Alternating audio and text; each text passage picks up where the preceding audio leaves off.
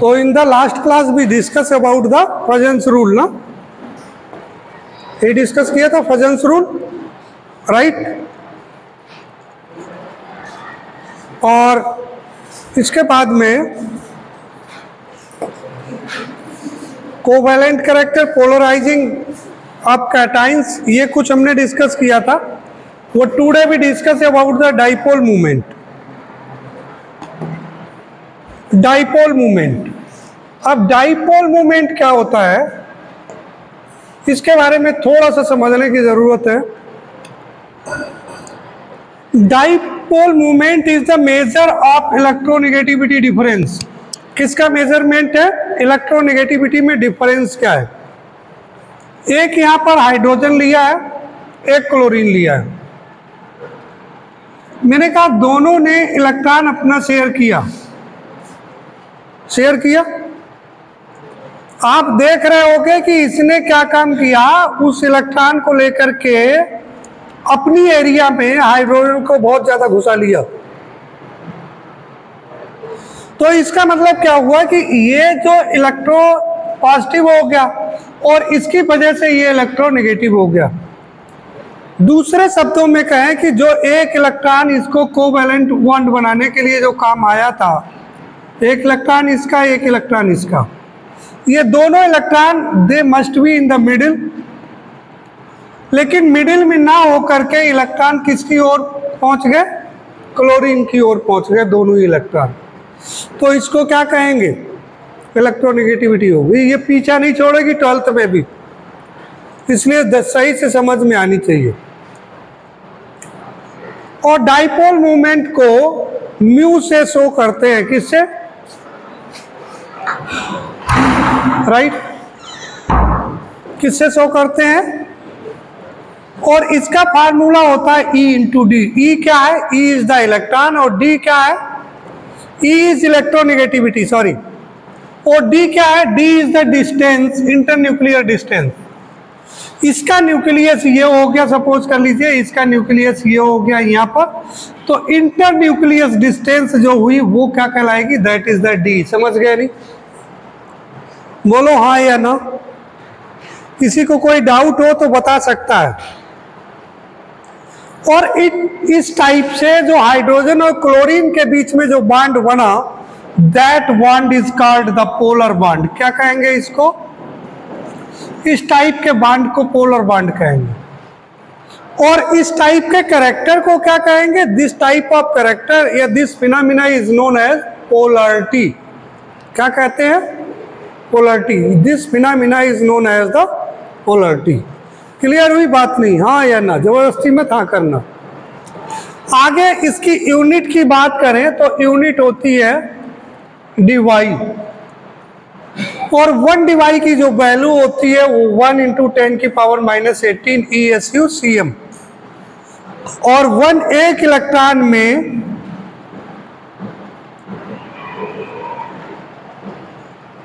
कितनी वैल्यू होगी? 4.8020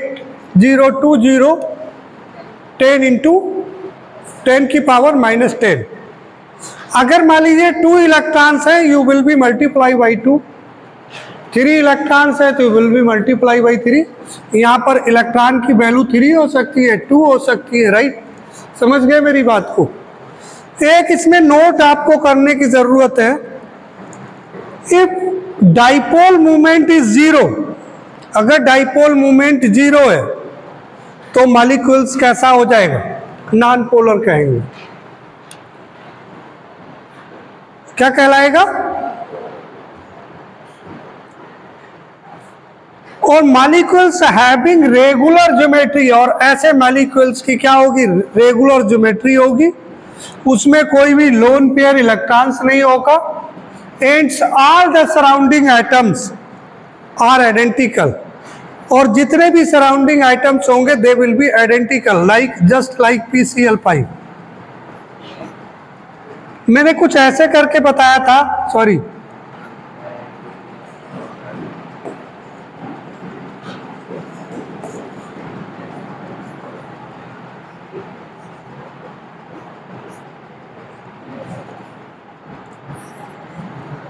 बताया था कुछ ऐसे। तो इनकी जो ज्योमेट्री होगी ना, रेगुलर ज्योमेट्री होगी इनकी। इसमें कोई भी लोन पेयर बचा क्या? कोई लोन पेयर नहीं बचा सेंट्रल आइटम में। PCl 5 हो गया, BF 3 हो गया, SF 6 हो गया। यहाँ पर n की वैल्यू हमने फाइंड आउट करने के लिए इससे पहले वाली क्लासेस में मैंने बताया था कि n how will you find out when we discuss about the hybridisation. तो n कैसे फाइंड आउट करेंगे बताया था हमने, यहाँ पे लिख दिया, कोई दिक्कत नहीं। n निकालेंगे, अगर n की वैल्यू 5 आ जा रही है तो हाइब्रिडाइजेशन sp3d, 4 आएगी तो sp3 हो जाएगी, अगर n की वैल्यू 3 आएगी तो sp2, अगर फिर 2 आएगी तो sp हाइब्रिडाइजेशन होगा, राइट। यहाँ पर शेप ऑफ PCl की मैंने बताई है, यहाँ पर वो मैंने आपको बता दिया, राइट ना। बोलो हाँ ना करो, बोले नहीं करना है। तो एक तो कंडीशन थी कि इफ डाइपोल मूवमेंट इज 0 तो देन कैसा होगा, molecules will be non polar. लेकिन if dipole movement is not equal to 0, तो यहाँ दो कंडीशंस हो सकती है। एक तो हो सकती पोलर मॉलिक्यूल्स होगा, और इसकी जो शेप होगी वो ट्राइगोनल प्राइम शेप होगी। Molecules having irregular geometry, regular geometry नहीं होगी, इरेगुलर ज्योमेट्री होगी। Direction of dipole movement towards more electronegative items, direction किधर होगा? मैंने कहा हाइड्रोजन क्लोरीन है, समझने की कोशिश करना। डायरेक्शन किधर होगा? जो मोर इलेक्ट्रोनेगेटिव एलिमेंट्स होगा या एटम होगा उसकी ओर डायरेक्शन होगा, किसका? डाइपोल मूवमेंट, राइट ना। डाइपोल मूवमेंट का डायरेक्शन किधर होगा? अच्छा, डाइपोल मूवमेंट है क्या? आलोकनाथ बताओ भाई, डाइपोल मूवमेंट क्या बताया हमने?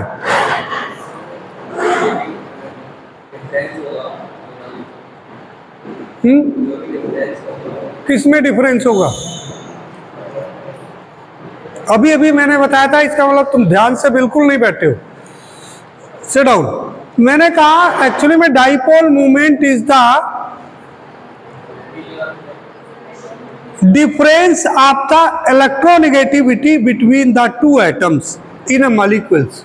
किसी मॉलिक्यूल में दो एटम के बीच में जो इलेक्ट्रोनेगेटिविटी का डिफरेंस होता है, that is known as the dipole movement. समझ गए? याद रहेगा नहीं रहेगा? नहीं रखोगे तो भी कोई बात नहीं। तो वो कहता है कि direction of dipole movement toward the more electronegative atom. अब इसमें देखो, hydrogen is less electronegative item, chlorine is more electronegative item, तो डायरेक्शन किधर होगा? ये जो साइन हमने ऐसे बनाया है, that is shows the direction. ये क्या शो कर रहा है? This is shows the direction of the dipole movement, right. समझ गए? जिधर को ये तीर का निशान है उधर क्या बनेगा? इसकी जो हेड है, एरो की जो हेड है, वो क्या होगा? डायरेक्शन होगा उधर की ओर, डाइपोल मूवमेंट का डायरेक्शन उधर होगा। कहता है if lone pair electron present, अगर लोन पेयर इलेक्ट्रॉन प्रेजेंट है तो क्या होगा? Towards the loan pair. अगर किसी में लोन पेयर इलेक्ट्रॉन प्रेजेंट हो, सपोज कर लीजिएगा NH3 है, समझने की कोशिश कीजिए। अगर मान लीजिए क्या कहा, if lone pair electron are present, lone pair कहां प्रेजेंट है? यहां पर प्रेजेंट है। डायरेक्शन किधर होगा बाबू? ऐसे होगा? बोलो, अरे मेरे प्यारे बताओ, यही तो होगा जिधर को क्या कह रहा है? लोन पेयर इलेक्ट्रॉन्स की ओर होगा, राइट। ठीक है। एक और बात कहता है कि जो dipole moment is directly proportional to the electronegativity. अगर इलेक्ट्रोनेगेटिविटी जितनी ज्यादा उतना ही डाइपोल मोमेंट ज्यादा, जितनी डिस्टेंस ज्यादा उतना ही डाइपोल मोमेंट ज्यादा। डी की वैल्यू ज्यादा, बहुत ज्यादा है तो क्या होगा, dipole moment also will be greater. दूसरा कहता है indirectly proportional to 1 upon Q. ये क्यू नहीं होना चाहिए, ये that will be must be theta. क्या होना चाहिए, थीटा, वांड एंगल जिसे कहते हैं। थीटा की वैल्यू जितनी ज्यादा उतना ही डाइपोल मोमेंट कम, और अगर थीटा की वैल्यू कम तो dipole moment will be greater. Right, समझ गए? ये पॉइंट्स आपको समझने की चीजें हैं। राइट, क्लियर हो गई बात? दूसरा कहता है, अब इसमें 2 केस और हैं। केस 1 कहता है when 2 dipoles are same magnitude. अगर 2 डाइपोल जो है प्रेजेंट हैं और सेम मैग्नीट्यूड में है at 180 angles, then resultant dipole moment will be 0। मेरी समझ में कुछ नहीं आ रहा है, ये क्या कहना चाह रहा है आप बताओ? आप पढ़ रहे हो, बताओ क्या कह रहा है? अगर 2 डाइपोल मूवमेंट्स हैं, जैसे सपोज कर लीजिए यहां हमने AB2 ले लिया, ठीक है, वो था नो, इसमें जो A है that is the central item, और सेंट्रल आइटम में if there is no lone pair, अगर कोई लोन पेयर इलेक्ट्रॉन्स नहीं है तो देन क्या होगा, इनके बीच में जो एंगल होगा ओ सॉरी, क्या क्या बना दिया, यहाँ बनाना चाहिए था यार, इसको यहाँ क्यों बना दिया?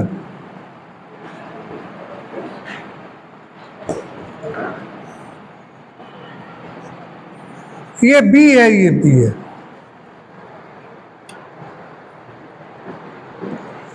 अगर इनके बीच में 180 डिग्री का एंगल है, कहना ये चाह रहा है इन दोनों के बीच में क्या है, 180 का है, 180 डिग्री का है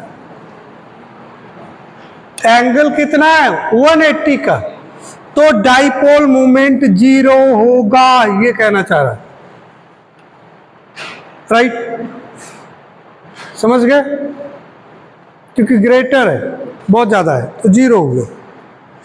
तो जो रिजल्टेंट हम निकालेंगे इस केस में, तो एक फार्मूला होता है, क्या लिखा है, डाइपोल मोमेंट ऑफ 1 का स्क्वायर, डाइपोल मोमेंट ऑफ 2 का स्क्वायर। ये 1 का हो गया, इसको 1 कहें और इसको 2 कहें, और plus 2 into dipole moment 1 into 2 into cos theta. और कास 180 की वैल्यू कितनी होती है, -1 होती है। सही कह रहे हो? ठीक है, चलो, तो फिलहाल ये चीज होगी, इस चीज को आप ज्यादा, बहुत ज्यादा अभी वो फोकस कर लें तो ठीक है, नहीं कर पाए तो कोई दिक्कत नहीं है। अभी एक और केस सेकंड की बात करता हूं। केस फर्स्ट में कहा था कि अगर एंगल कितना हो, 180 का हो, तो डाइपोल, जो रिजल्टेंट डाइपोल मूवमेंट होगा कितना होगा, 0 होगा। अब दूसरे केस में कह रहा है कि इफ देयर इज, क्या कहता है, when 2 dipoles of the same magnitude are present at 120 degree, the resultant dipole moment is equal to individual dipole moments। मेरी समझ में नहीं आया क्या कह गया ये। मान लीजिए ये AB2 है, राइट, AB2 है तो यहाँ A है, और यहाँ पर ये B है, और यहाँ पर एक ये B है, इनके दोनों के बीच में कितना है, 120 डिग्री का एंगल है, यही तो कह रहा है। When two dipoles of the same magnitude, इन दोनों का जो मैग्नीट्यूड है वो कैसा है, सेम है, दोनों बराबर है, लेकिन ये 120 डिग्री इनके बीच में एंगल है, तो the resultant dipole movement is equal to the individual dipole movement.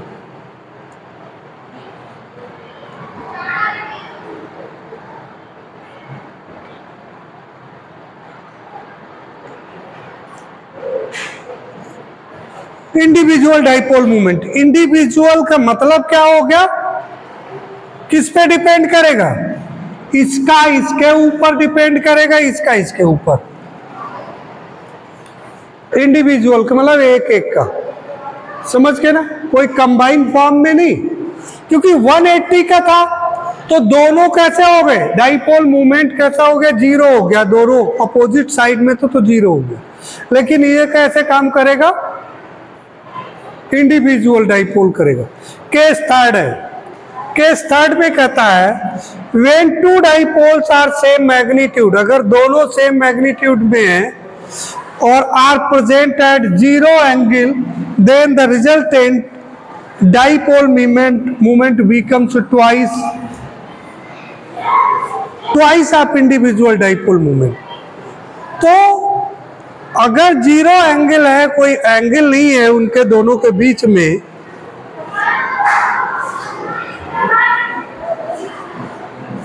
ऐसे केसेस में क्या होगा, कहता है कि जो डाइपोल मूवमेंट कैसा हो जाएगा, डबल हो जाएगा आप इंडिविजुअल डाइपोल मूवमेंट। जो इंडिविजुअल डाइपोल मूवमेंट का है, सपोज कर लीजिए यहां पर ए बी था, ठीक है, और ये भी, ये ए डैश है, ये ए डबल डैश है, इसका भी मूवमेंट यही है, इसका भी डाइपोल मूवमेंट यही है। वट क्या हुआ, एंगल कितना है, जीरो है, एंगल कितना है, जीरो। तो कहता है कि जो डाइपोल मूवमेंट क्या हो जाएगा, ट्वाइस हो जाएगा, जो इंडिविजुअल ए और ए डैश का दोनों का था उसका ट्वाइस डाइपोल मूवमेंट हो जाएगा, राइट। मुझे लगता है समझ में आई होगी बात। सेकेंड पॉइंट, वो कहता है जब 180 का हो, 180 का अगर मतलब दोनों के बीच में एंगल है, तो डाइपोल मूवमेंट्स क्या होगा, equal to the individual dipole movements. किसके इक्वल होगा, इंडिविजुअल के।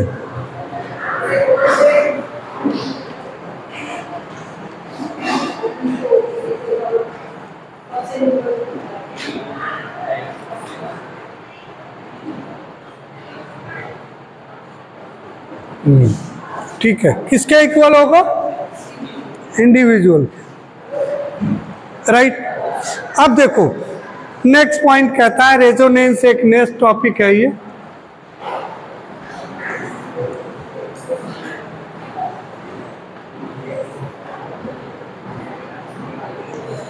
रेजोनेंस क्या होता है, रेजोनेंस होता है जो पाई इलेक्ट्रॉन्स होता है, इसका डीलोकलाइजेशन।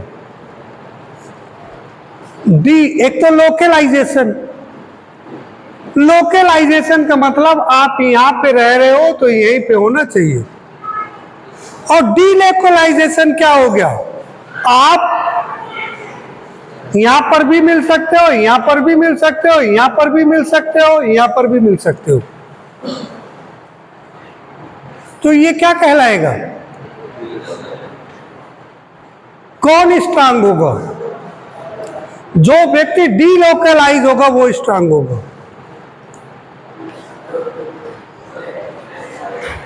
मान लीजिए दो की लड़ाई हो गई, अब जो लोकलाइज है वो क्या है,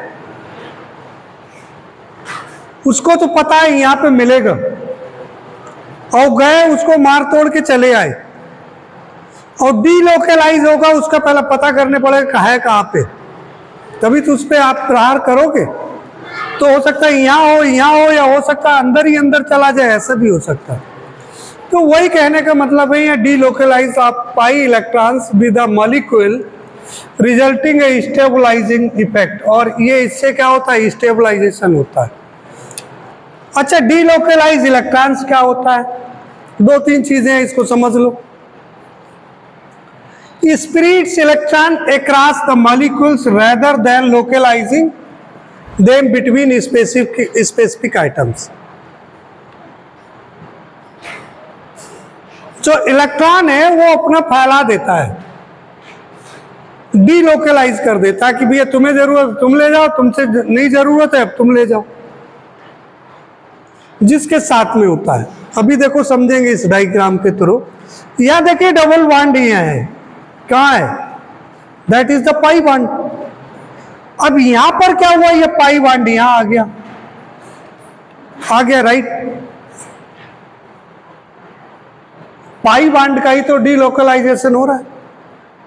ये पाई बॉन्ड यहां था, यहां से यहां आ गया, देखो अब यहां से ये पहुंच जाएगी, यहां से फिर यहां पहुंच जाएगा नहीं, तो इसे कहेंगे डीलोकलाइजेशन, मतलब एक जगह न रहना, चलते रहना।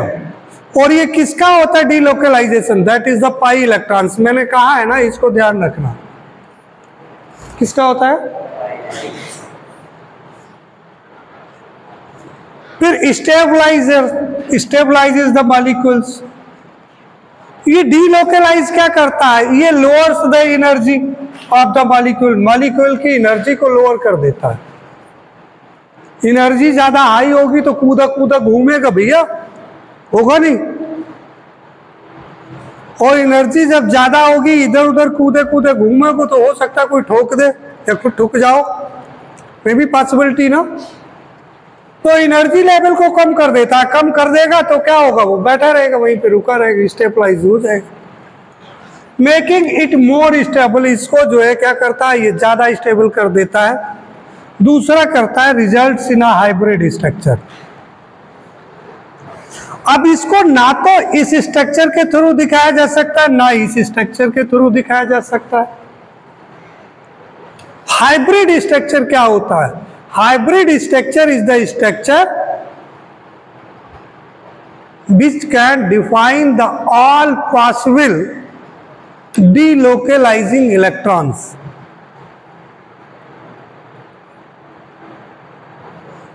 If there is not possibility, hybrid structure किसका होता है, if there is not possibility of one structure, अगर किसी का एक स्ट्रक्चर किसी मॉलिक्यूल्स का पॉसिबल ना हो, इसका ये स्ट्रक्चर ये भी हो सकता है, तो क्या एक स्ट्रक्चर पॉसिबल है, इसका नहीं है। और if more than two structure are possible, या two or two more than two or two structure are possible, then it may be shown by a hybrid structure. तो यहां पर इस टाइप से दिखा दिया गया, इसको कहेंगे हाइब्रिड स्ट्रक्चर। इसमें ये बीच में क्या काम किया, घुमा दिया गया, गोला बना दिया गया। इसका मतलब क्या है कि जो पाई इलेक्ट्रॉन्स हैं भैया, वो घूमते रहते हैं, इधर से उधर, उधर से इधर। मेरी बात समझे क्या, हाइब्रिड स्ट्रक्चर को समझ के, अरे हाँ ना तो बोल दो, राइट। तो ये कहता है बेटिज average of the resonance structures rather than single fix structure, वही मैंने कहा। फिर कहता है more than one structure are possible of, right. तो व्हाट आर द मतलब कैनोनिकल फॉर्म्स, कैनोनिकल फॉर्म्स क्या कहते हैं,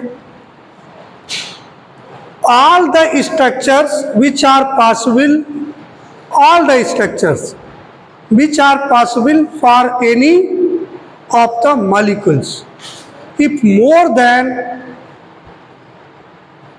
one structure is possible for any of the molecules is called the, क्या कहलाएगा, कैनोनिकल फॉर्म्स या रेजोनेटिंग स्ट्रक्चर कहलाएगा।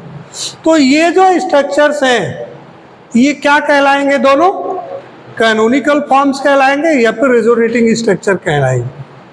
लेकिन जो दोनों को एक में ही समेटे रहेगा, that which will known as the actual structure is called the resonance hybrid.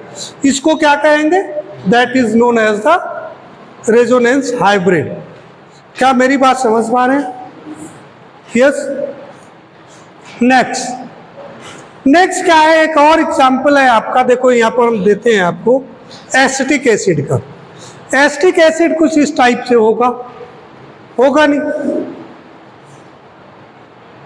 अब एसिटिक एसिड में क्या है कि एक तो ये हो सकता है कि डबल बॉन्ड यहाँ हो, एक इट में भी पॉसिबल कि डबल बॉन्ड यहाँ हो सकता है नहीं। एक में ये पॉसिबल है, दूसरे में ये इस टाइप से पॉसिबल है कि यहां पर पॉजिटिव चार्ज आ जाए,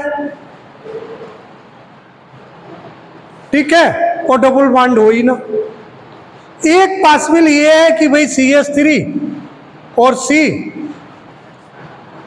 डबल बॉन्ड यहां आ गया, राइट। तो अगर पूछा जाए कि how many canonical form of acetic acid, तो कितने हो सकते हैं? रेजोनेंस स्ट्रक्चर कितने हैं? 3। समझ गए नहीं? समझ गए नहीं? क्लियर। ऑर्गेनिक केमिस्ट्री में इसका बहुत बड़ा इंपॉर्टेंस है, पढ़ेंगे इसको चल करके। फिर कहता है व्हेन बॉन्ड ब्रोकन, जब बॉन्ड टूटते हैं तो क्या होता है? जब बॉन्ड टूटेगा तो कहां जाएगा? ये अगर सपोज कर लीजिए ये बॉन्ड टूटा तो नेगेटिव चार्ज कहां जाएगा? Negative charge will go to the more electronegative atoms. ये डबल बॉन्ड था, बोलो हाँ ना, ये टूट गया। टूटने के बाद में जो माइनस चार्ज है वो कहां गया? क्योंकि oxygen is more electronegative, this is why it goes to the, किस पे गया? किस पे गया? ऑक्सीजन पे गया। मेरी बात समझ रहे हो? यहां से भी जो बॉन्ड टूटा नेगेटिव चार्ज कहां है? वहां से तो बॉन्ड टूट ही गया, तो नेगेटिव चार्ज कहां जाएगा? समझ गए नहीं? अरे मेरी बात समझ में आ रही प्रॉपर नहीं? When bond broken, break down या टूटता है तो क्या होता है? यहां पर नेगेटिव चार्ज होगा। Negative charge goes towards more electronegative. दूसरा कहता है negative charge comes where more electron pair. कहां पर आएगा? जहां पर इलेक्ट्रॉन पेयर ज्यादा है। अब देखो इसमें इलेक्ट्रॉन पेयर कितने? 1 2 3 4 5 6 हो गए। तो कहां जाएगा? जहां इलेक्ट्रॉन पेयर ज्यादा है वहां पर जाएगा, राइट। क्या मेरी बात समझ पा रहे हैं आप? ठीक है, तो एक तो ये बात होगी। अब cases and conditions of delocalisation, कौन कौन से केसेस हैं इसमें? डीलोकलाइजेशन के केसेस कौन कौन से हैं?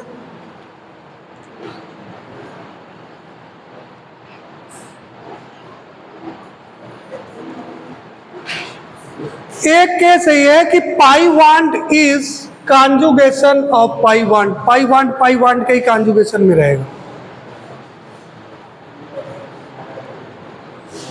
यहाँ पे ये डायग्राम, ये CH2 CH minus CH double bond CH2, ये क्या दिखाया जा रहा है? इसका क्या मतलब है?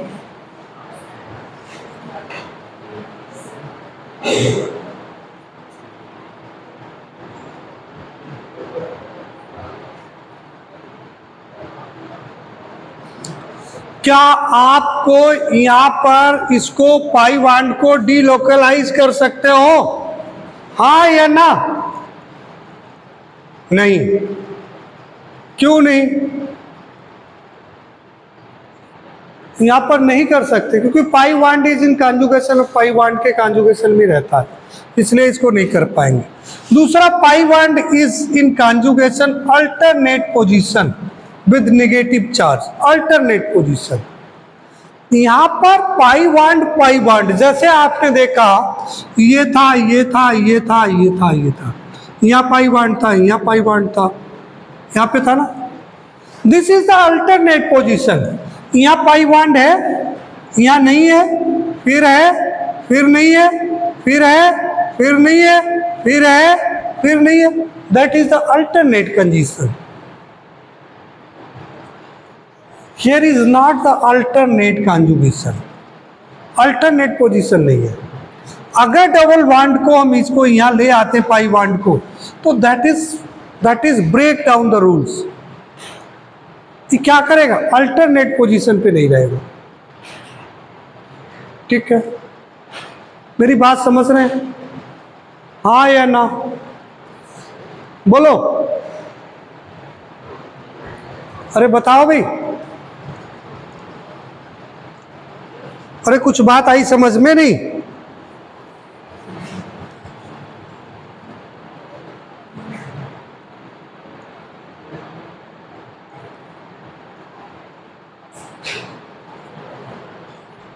एक जैसे अभी मैंने लिया था इससे पहले एस्टिक एसिड का, कोई बोल नहीं रहा, इसका मतलब समझ में नहीं आया। एक लिया था हमने CH3C डबल बॉन्ड O और बॉन्ड O, ये तो लिया था। यहाँ जो है, यहाँ समझने की कोशिश करना थोड़ा सा।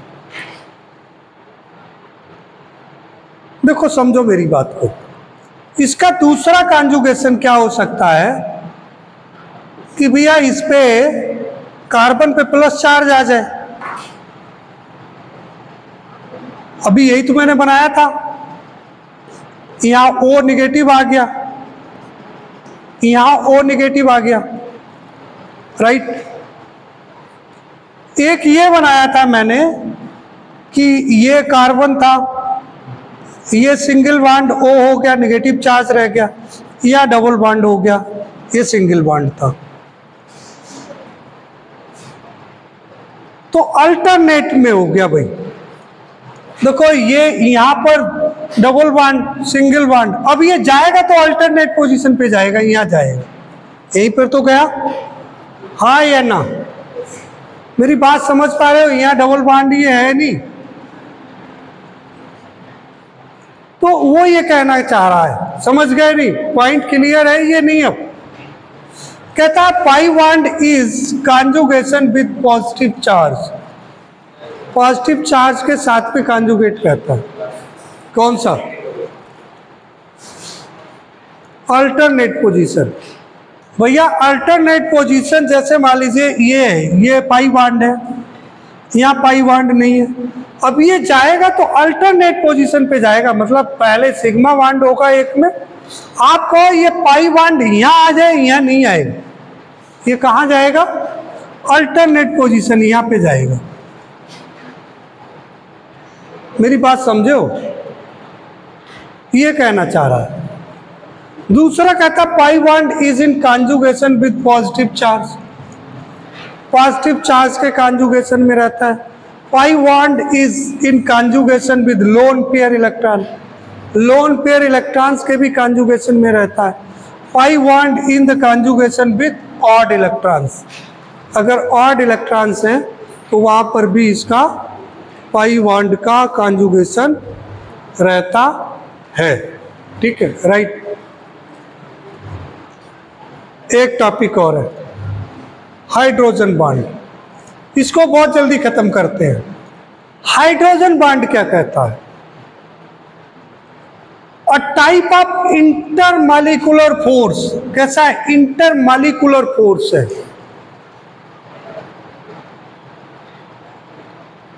मेरी समझ में बात नहीं आई? अदर बॉन्ड जो थे, जो आपने 3 टाइप के बॉन्ड पढ़े, कौन कौन से? Ionic bond, covalent bond, coordinate bond और डेटिव बॉन्ड। ठीक है ना? तो वो तीनों टाइप के बॉन्ड में क्या था? There is the force between the internuclear of items. एक आइटम से दूसरे आइटम के बीच में लगने वाला फोर्स था।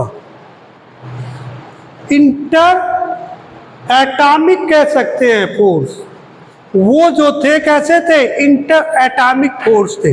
जैसे मान लीजिए H है और Cl का बॉन्ड बना, तो भैया ये देखो एटम है नहीं है, बोलो हाँ ना, ये एक एटम है नहीं, तो किन्हीं दो एटम के लगने वाले फोर्स को, किन्हीं दो एटम के बीच में लगने वाले फोर्स को क्या कहा था,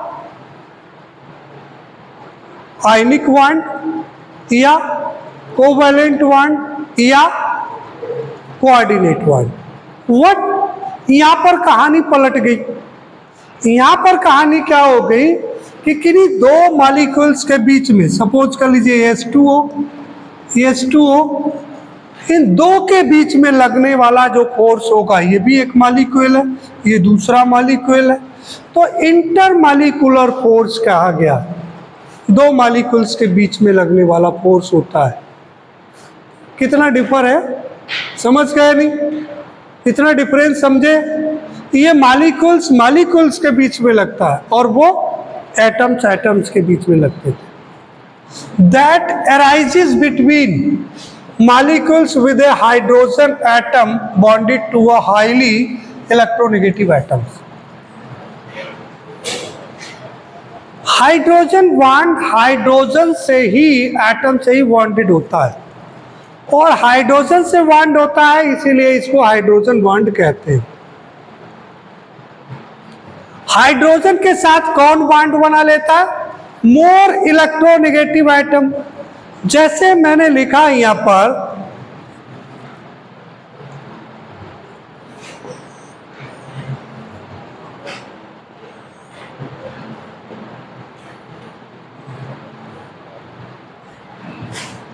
यहां पे सपोज कर लीजिए मैंने लिख दिया, क्या लिख दिया, H2O।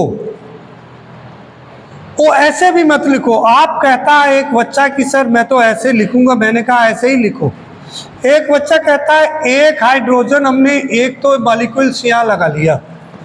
अब ये जो है क्या है, ये हाइड्रोजन है और ये ऑक्सीजन है, इसके साथ में क्या लगेगा, एक फोर्स काम करेगा दोनों मॉलिक्यूल्स के बीच में। इसको क्या कहेंगे, हाइड्रोजन बॉन्ड कहेंगे। समझ गए नहीं।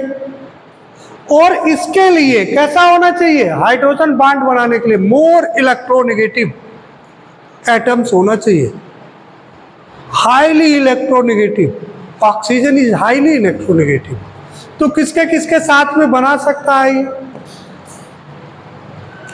लिखा है, highly electronegative items such as oxygen, nitrogen, fluoride. So this bond is weak electrostatic attraction that plays a crucial role in determining the physical and chemical properties। ये बहुत ज़्यादा स्ट्रांग नहीं होता है, वीक होता है। और इसका क्या इम्पोर्टेंस है, ये फिजिकल और केमिकल कई प्रॉपर्टीज को डिटरमाइन करने के लिए इसको यूज किया जाता है। अगर हाइड्रोजन बॉन्डिंग बना रहा है तो उसका मेल्टिंग और boiling points will be increase. अगर नहीं बनाना है तो मेल्टिंग और boiling points will be decrease, right ना। तो इस टाइप से फिजिकल और chemical properties, this is a type of dipole force. कैसा फोर्स है ये, डाइपोल फोर्स ऑफ अट्रैक्शन है। अब कंडीशंस क्या है हाइड्रोजन बॉन्डिंग की, नंबर 1 कंडीशन है कि हाइड्रोजन आइटम होना चाहिए। मैंने कहा ना जब तक हाइड्रोजन आइटम नहीं होगा तब तक हाइड्रोजन बॉन्ड पॉसिबल नहीं है, क्योंकि हाइड्रोजन के नाम पे ही इसको हाइड्रोजन बॉन्ड कहा गया। तो must be bonded to a highly electronegative items ONF, ये पहले हमने लिख चुके हैं, बता चुके हैं। हाइड्रोजन आइटम हाईली बॉन्डेड होना चाहिए, किससे, हाईली इलेक्ट्रोनेगेटिव एटम से, जैसे वाटर में, ठीक है ना। दूसरा, इलेक्ट्रोनेगेटिव आइटम्स, इलेक्ट्रोनेगेटिव आइटम्स होना चाहिए।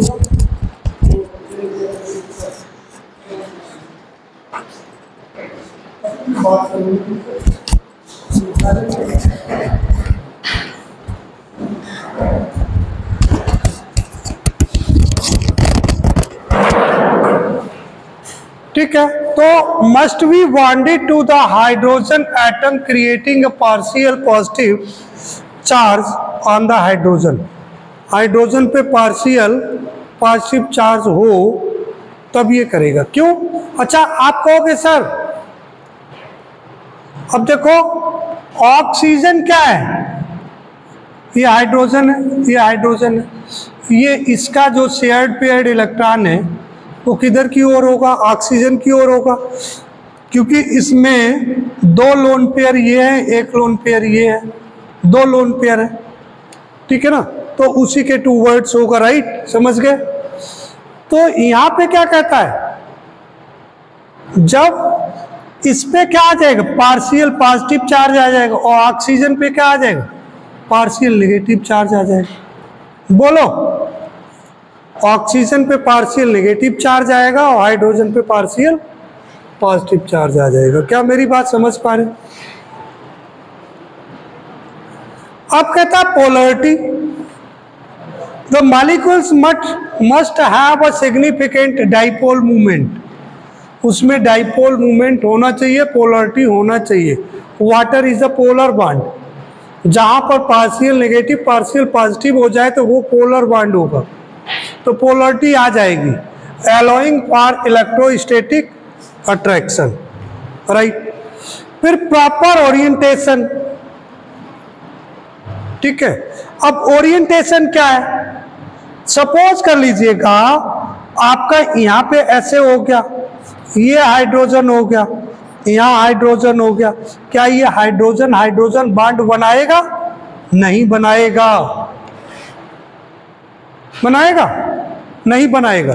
तो इसका करेक्ट ओरिएंटेशन क्या है? आप कहोगे सर बहुत अच्छा है, एक हाइड्रोजन हम यहाँ ले लें, ये ऑक्सीजन हो गया, ये हाइड्रोजन इसका हो गया, दूसरा मॉलिक्यूल ऐसे ले लिया, तो इसके बीच में जो बनेगा ये बन जाएगा हाइड्रोजन ऑक्सीजन, और हाइड्रोजन के बीच में जो बॉन्ड बनेगा ये हाइड्रोजन बॉन्ड बन जाएगा। तो that is the correct orientation, that was not the correct orientation. Hydrogen hydrogen के बीच में हाइड्रोजन बॉन्ड नहीं बनेगा, हाइड्रोजन और हाईली इलेक्ट्रोनेगेटिव एटम के बीच में बनेगा। तो हाईली इलेक्ट्रोनेगेटिव का ओरिएंटेशन उसके पास में तो आए। बोलो, मान लो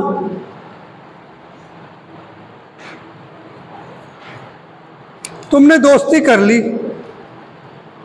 और तुम्हारा बॉन्ड जो है टूटने वाला है भैया, धीरे धीरे धीरे धीरे करके। अब जब तक पास में नहीं आओगे, एक दूसरे से बातचीत नहीं करोगे, तब तक बॉन्डिंग होगी क्या? अगर जाओगे भी, पास में भी जाओगे, तो तुम ऐसे खड़े रहोगे, वो उधर से ऐसे खड़ा रहेगा, तो होगी क्या? आप भी ऐसे खड़े हो, वो भी ऐसे खड़े हो, तो बातचीत होगी, तो काम होगा। तो कहने का मतलब ओरिएंटेशन मस्ट बी प्रॉपर। समझ गए होंगे मेरी बात को? ये क्लियर हो गया point? No steric hindrance. Steric hindrance का मतलब ये है कोई ऐसा और ना हो कि इस हाइड्रोजन को या इस ऑक्सीजन को कोई ऐसा हिंड्रेंस ना पैदा करने वाला आइटम ना हो कि जो ये बॉन्ड बनाने से रोके, तो ये स्टेरिक हिंड्रेंस कहलाता है, राइट। तो these are the conditions of hydrogen bonding. क्या मेरी बात समझ पा रहे हो? अब जो हाइड्रोजन बॉन्डिंग होती है, these are 2 types of hydrogen bonding. तो यहां पे हम कह सकते हैं what we going to be study types of hydrogen bonding कितने टाइप्स की हुई भैया? एक सर ये हुई इंटरमॉलिक्यूलर, और एक दूसरी ये हो गई इंटर, नहीं दोनों यार इंटर नहीं, एक इंट्रामॉलिक्यूलर और दूसरी इंटरमॉलिक्यूलर। इंट्रा का मतलब आपस में। सपोज कर लीजिए यहां पर ये OH था, ये OH था, ये NO2 था, राइट। अब इसका जो हाइड्रोजन है इसके O से हाइड्रोजन बाइंडिंग बना ले। यही तो यहां पे हुआ है, देखो यही तो हुआ है, हाइड्रोजन बाइंडिंग ये हुई, राइट। ये ऑर्गेनिक केमिस्ट्री में 12th में जाकर के आपको कहेगा कि why ortho and para nitro phenol is more stable in the comparison of para and meta position। ये आर्थो पोजीशन हो गई, पहले वाला आर्थो, दूसरा मेटा पोजीशन कहलाएगी और तीसरा पैरा पोजीशन कहलाएगी। पहले वाली पोजीशन क्या कहलाएगी? आर्थो, दूसरी वाली मेटा पोजीशन कहलाएगी, तीसरी वाली जो ऐसे होगा इसके जस्ट अपोजिट होगा वो पैरा पोजीशन कहलाएगी। तो जो मेटा और पैरा पोजीशन पे जो होंगे पैरा नाइट्रो और Meta nitro have the less boiling and melting points in the comparison of ortho position of nitro group in the, क्या है ये?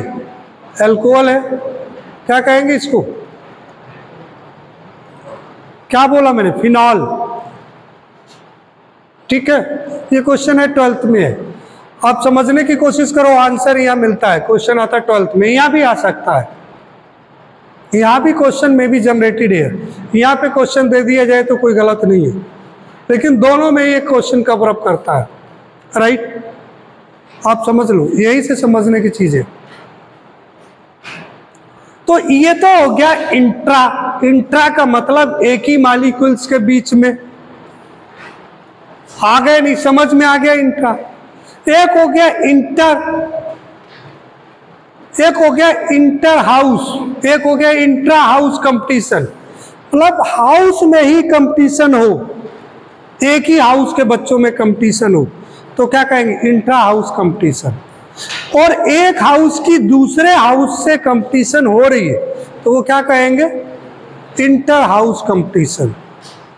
या इंटर स्कूल, एक स्कूल से दूसरे स्कूल के बीच में कंपटीशन होना क्या कहलाएगा? Inter school competition. ऐसी टाइप से इंटर मॉलिक्यूलर बॉन्डिंग। इसमें क्या, अभी मैंने हाइड्रोजन आपको वाटर का दिया था एग्जांपल, एक वाटर मॉलिक्यूल ये, एक ये, एक ये, इस टाइप से ये यहाँ पर एक हाइड्रोजन बॉन्डिंग ये हो रही, एक ये हो रही, राइट। एक और ले आओ यहाँ पर तो आपका ऐसे भी हो सकता है, हाइड्रोजन ये हो गया, एक हाइड्रोजन ये हो गया, तो ये भी इसके साथ में बना सकता है। बना सकता है, नहीं बना सकता है? बोलो। तो इस टाइप से मेरे ख्याल से इंटर मॉलिक्यूलर और इंट्रा मॉलिक्यूलर हाइड्रोजन बॉन्डिंग समझ में नहीं आई। आई? ठीक, किधर आई? इस मोहल्ले में? इस मोहल्ले में समझ में नहीं आई, उधर बीच वालों में। ठीक है, कोई नहीं पूछ रहा है तो मैं आगे बढ़ता हूं। अब कुछ एप्लीकेशंस है भैया, किसकी? हाइड्रोजन बॉन्डिंग की। सबसे पहले एप्लीकेशंस हम पढ़ेंगे, applications of inter molecular hydrogen bonding.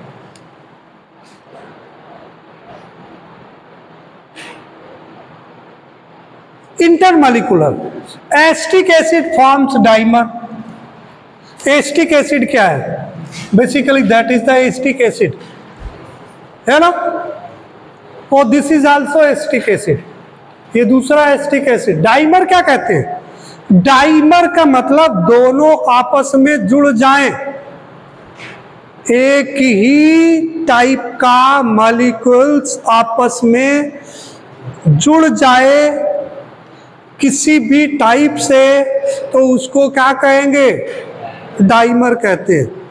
There are the two molecules of acetic acid and form dimer of acetic acid. Why the formation of hydrogen bonding? मेरी बात समझ रहे हैं क्या? राइट। दूसरा कहता है alcohols are miscible, highly miscible in water. ये तो बहुत ही इंपॉर्टेंट चीज है। कई लोग शाम को, है ना, देखते ही होगे, अट्टी भट्टी बहुत है, वाइन की शॉप्स हैं, वहाँ आसपास में मिल ही जाता है कि वो गया और जाने के बाद में क्या करता है? वाटर डालता है, नहीं डालता है? तो इसका मतलब क्या भैया? That is very miscible. Water is very miscible in alcohols. कोई दूध क्यों नहीं मिलाता है भैया? मुझे लगता है वाइन में अगर दूध मिलाकर के पी जाए तो और ताकत देगी, मट्ठा मिलाकर के पी लो तो और ज्यादा ताकत देगी। कोई ऐसा करता है? देसी घी मिलाकर के कोई पीता है? अरे बोलो। जिसके पेरेंट्स लेते हो वाइन तो देखना। और ये तो इच्छा पे है कि कोई क्या मिला रहा है उसमें। कोई जाम मिला रहा है तो कोई जैम मिला रहा है। सिर दर्द हो रहा है? ऐसी बात सुननी नहीं है, बता रही है, गलत बात कह दी। चलो भी, तो alcohols are highly miscible water. तो क्या हुआ अल्कोहल्स के साथ में? देखो, अल्कोहल्स का ऑक्सीजन था और वाटर का जो क्या था? एच था। इसने क्या बना लिया? हाइड्रोजन बॉन्डिंग बना ली। अच्छा, एक और हो सकता है। आप कहोगे सर दूसरा भी हो सकता है। मैं कहूंगा क्या हो सकता है? आप कहोगे सर ये भी मिल सकता है। मिल सकता नहीं? हाइड्रोजन बॉन्डिंग में भी पॉसिबल नहीं पॉसिबल? बोलो। अब आप समझ गए होगे कि पानी क्यों मिलाया जाता है। That is the point. Third application क्या है? KHF2 exist what KHBr2 not? KHCl2, KHI2 does not exist. KHF2 exist करता है क्योंकि KHF2 में क्या हुआ? ये K प्लस F और H क्या बना लिया?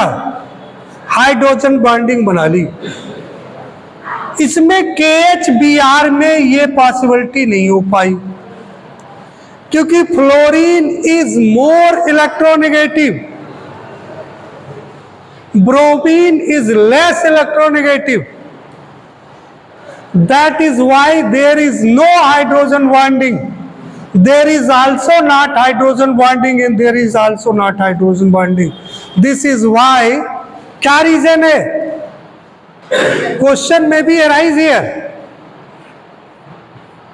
कि this is exist and this is not exist. Because being chlorine is being a more electronegative, form the hydrogen bond with fluorine, hydrogen, and chlorine, bromine and iodine is less electronegative and is unable to form the hydrogen bonding with the hydrogen.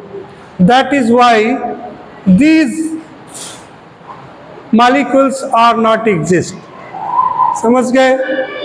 Competitive questions है ये।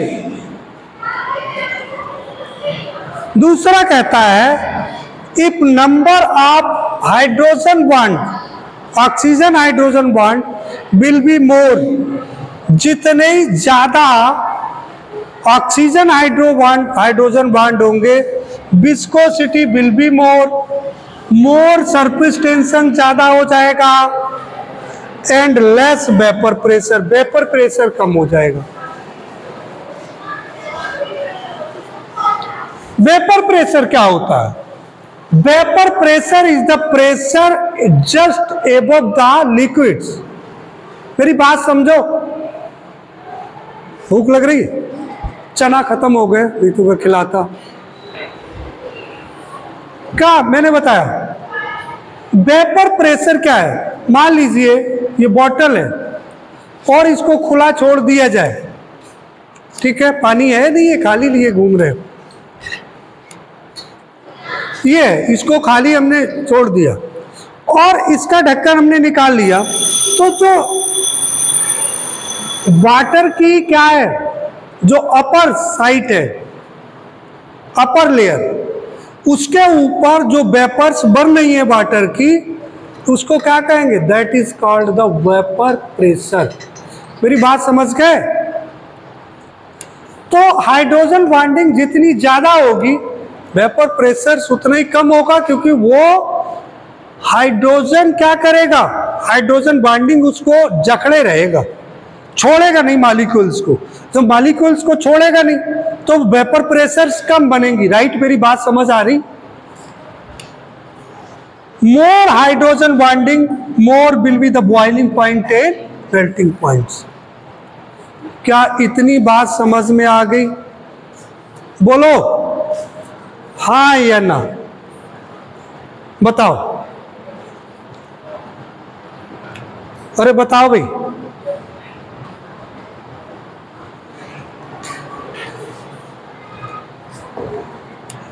अब है application of intermolecular,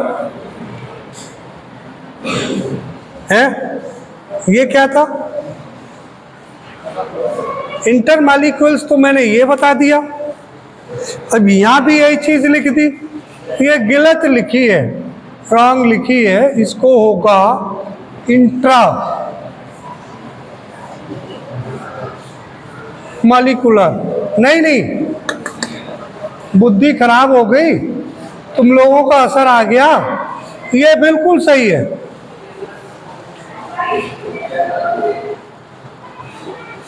ये गलत है, ये होगी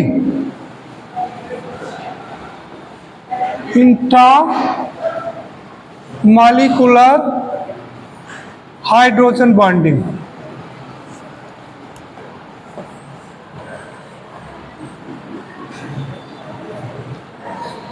इसमें क्या है, ये ऑलरेडी मैंने डिस्कस कर लिया है। इंट्रा मॉलिक्यूलर हाइड्रोजन बॉन्डिंग, ये देखो,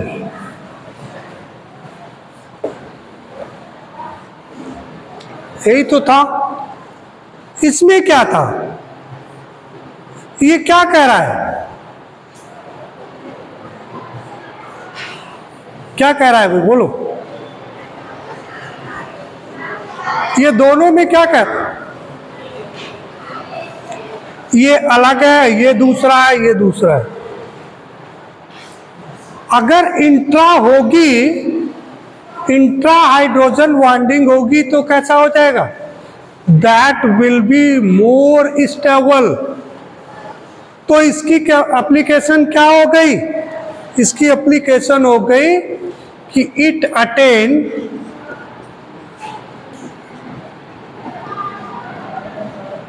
मोर स्टेबिलिटी। और डायग्राम वहां वो पीछे दिए ना, वही दोनों बना लेना। Right? Clear? Any problem to anybody? अब ये चैप्टर आपका फिनिश हो गया, ठीक है। एनसीईआरटी के क्वेश्चंस देख लीजिएगा, कहीं कोई प्रॉब्लम हो तो बता दीजिएगा। Next step will be start the new chapter, right.